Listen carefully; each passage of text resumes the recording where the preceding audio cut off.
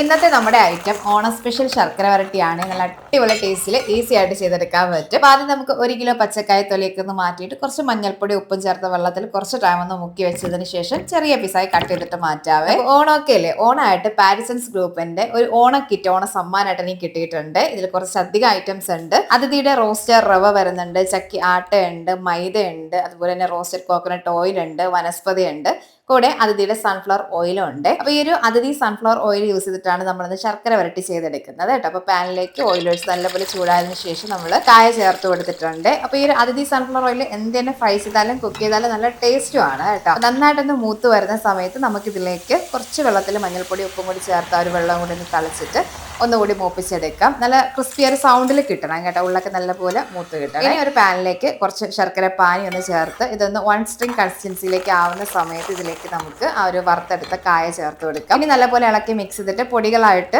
ചുക്കുപൊടി, ഏലക്കാപ്പൊടി, ജീരകപ്പൊടി കുറച്ചധികം അളവിൽ ചേർത്ത് കൊടുക്കണേ, നല്ല ടേസ്റ്റിൽ കിട്ടും. ഇനി നന്നായിട്ടൊന്ന് മിക്സ് ചെയ്തെടുക്കാം. കുറച്ച് മാത്രം ഉപ്പ് ചേർത്ത് കൊടുക്കാം. ഇനി ഒന്ന് തിക്കാക്കി എടുക്കാനായിട്ട് നമ്മൾ അരിപ്പൊടിയാണ് കുറച്ച് വിധം ഇടയ്ക്കിടയ്ക്ക് ചേർത്ത് കൊടുക്കുന്നുണ്ട്. നല്ലപോലെ ഇളക്കി മിക്സ് ചെയ്തിട്ട് നമുക്ക് മാറ്റി വെക്കാം. ചൂടൊക്കെ മാറി തണുത്ത് വരുന്നതിനനുസരിച്ച് ഇതുപോലെ നല്ലപോലെ ഡ്രൈ ആയി കിട്ടും. അപ്പൊ എന്തായാലും ഈ ഓണത്തിന് അതിഥി ഒരുക്കുന്ന സമ്മാന പെരുമഴയിൽ നിങ്ങൾക്കും പങ്കെടുക്കാനുള്ള അവസരമുണ്ട്. ഒന്നുകിൽ ഞാൻ സ്ക്രീനിൽ കൊടുത്തിട്ടുള്ള QR കോഡ് സ്കാൻ ചെയ്യാം, അല്ലെങ്കിൽ അതിഥിയുടെ പേജ് ഒന്ന് വിസിറ്റ് ചെയ്താലും മതി കേട്ടോ. അപ്പൊ എന്തായാലും മിസ്സാക്കല്ലേ.